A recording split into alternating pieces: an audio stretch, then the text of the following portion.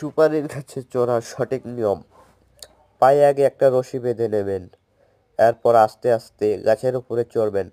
এতে হয় কি জানেন, আপনার অনেকটা সেফটি হয়, কারণ গাছে পড়ে যাওয়ার সম্ভাবনাটা কম থাকে। এই কারণে রশিটা আগে বেঁধে নেবেন। তারপর আমার ভাই দেখলেন উপরে চড়ে গেল। উপরে চড়ার পর এখন বাধাটা পাড়াবে সে, সুপারির বাধাটা। এই দেখুন সুপারির বাধাটা ছিঁড়ছে, এই যে ফেলাই দিল সুপারির বাধাটা। আসলে এবার এই গাছে সুপারিটা কম ধরছে, বেশি ধরে নেই, দুইটা বাধা ধরছে। একটা বাধা পাড়াইলো, আরেকটা বাধা কাঁচাই আছে। ওই যে দেখুন উপরে, সে উপরেই একটা সুপারি মেরে দিল।